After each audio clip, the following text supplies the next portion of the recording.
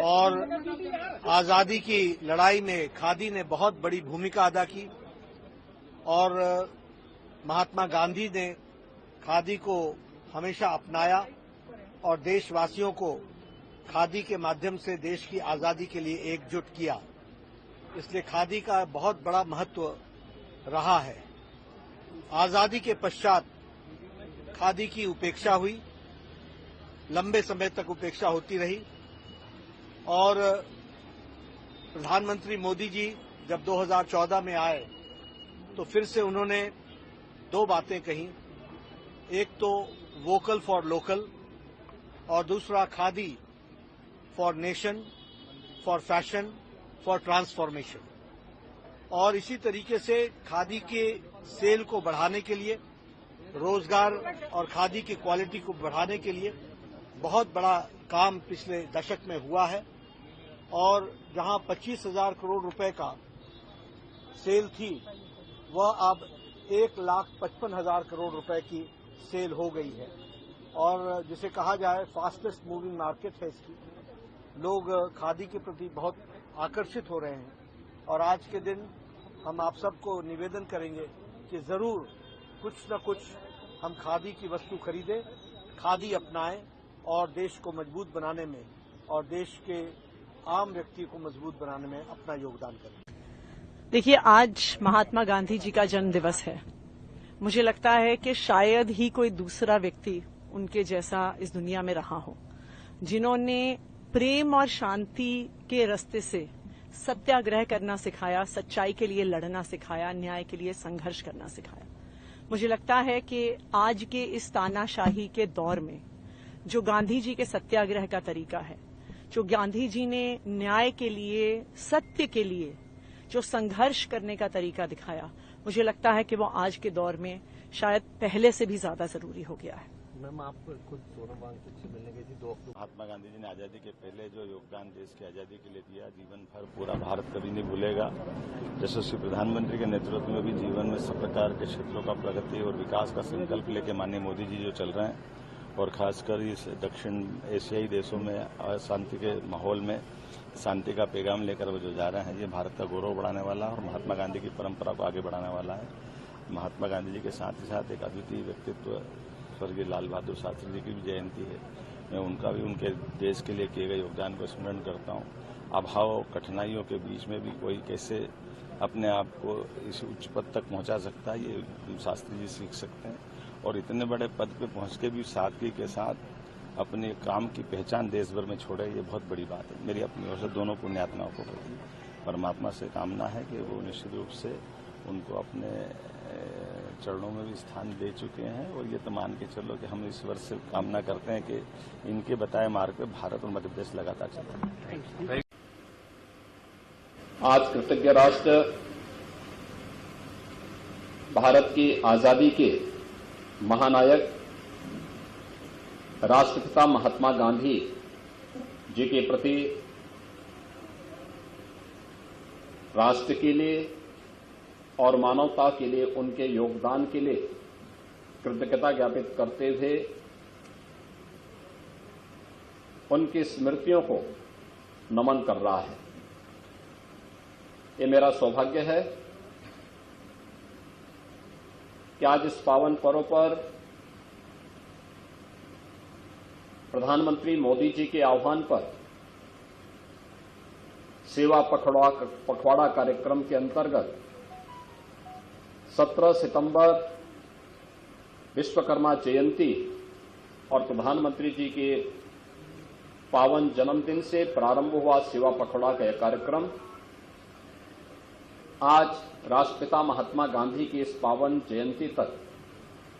निरंतर चल रहा है और प्रातःकालीन सत्र में अभी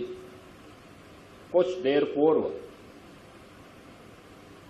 राष्ट्रपिता महात्मा गांधी जी ने जिन मूल्यों के लिए, जिन उद्देश्यों के लिए भारत के स्वावलंबन, भारत के स्वदेशी और स्वच्छता के जिन अभियानों को आगे बढ़ाया था, उन प्रमुख उद्देश्यों में से एक स्वच्छता कार्यक्रम के अंतर्गत मुझे इस कार्यक्रम के साथ यहां जुड़ने का एक अवसर प्राप्त हुआ।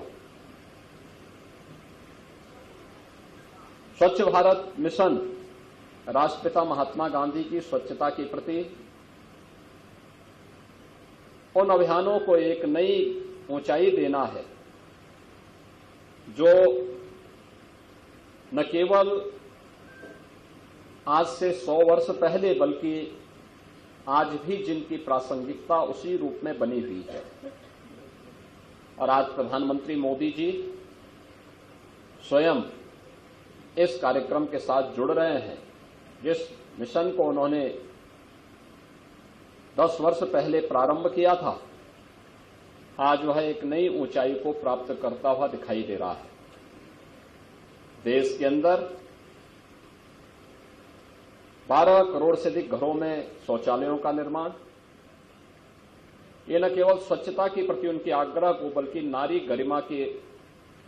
गौरव को बढ़ाने का एक अभियान भी है। नारी सशक्तिकरण के बगैर आप समाज को सुदृढ़ नहीं कर सकते, स्वावलंबी नहीं बना सकते। राष्ट्रपिता महात्मा गांधी के जो एक महत्वपूर्ण वचन थे, स्वच्छता के लिए, नारी सशक्तिकरण के लिए, स्वदेशी के लिए और स्वावलंबन के लिए, इनकी प्रासंगिकता आज भी बनी हुई है। दुनिया के अंदर जो भी देश शक्तिशाली बने हैं, सामर्थ्यवान बने हैं, उन्होंने आत्मनिर्भरता के लक्ष्य को सर्वप्रथम प्राप्त किया। ये मैसेज क्या आप देना चाहते हैं? आपका मंत्रालय क्या मैसेज देना चाहता है? राष्ट्रपिता महात्मा गांधी जी की आज जयंती पर स्वच्छ भारत का ये अभियान, ये मिशन बापू की उसी सोच को आगे बढ़ाते हुए मेरे प्रधानमंत्री आदरणीय नरेंद्र मोदी जी ने 2014 से इसकी शुरुआत की थी और 2014 से 2024 आते आते तक आज जब इसकी 10वां ये स्वच्छता दिवस जब हम लोग मना रहे हैं, इन 10 सालों में जिस तरीके से ये एक जन आंदोलन में परिवर्तित हुआ है, इन 10 सालों में लोगों के व्यवहार में, लोगों के स्वभाव में ये परिवर्तन कम ज्यादा बट ये देखने को हम लोग को मिला है। आसपास घर की सफाई रखना, अड़ोस पड़ोस की सफाई रखना, और ये ज्यादा मुश्किल नहीं है। ये नहीं है कि आपको कहीं 10 किलोमीटर 100 किलोमीटर जाकर आपको सफाई करने की जरूरत है। आप अगर अपनी सराउंडिंग्स को भी अगर आप क्लियर रखते हैं, अपनी सराउंडिंग्स में भी अगर आप स्वच्छता रखते हैं, तो मुझे लगता है कि ना सिर्फ आप महात्मा गांधी जी की सोच को आप आगे बढ़ाने का काम करते हैं, बल्कि देश के मान सम्मान गौरव को बढ़ाने का काम करते हैं। क्लीशेड है बट ये हकीकत है। आज भी जब हम लोग देश विदेशों में जब हम लोग घूमते हैं, दूसरे देशों में जब हम लोग जाते हैं, वहां की साफ सफाई को देखकर मन मोहित होता है। पर वही जब हम अपने देश में आते हैं और गंदगी देखते हैं, कूड़ा इधर उधर पड़ा हुआ देखते हैं, मुझे लगता है धीरे धीरे हर भारतीय इसको अपने स्वभाव में अपनाने का कार्य कर रहा है। और अगर इसी तरीके से ये जन आंदोलन आगे बढ़ता रहा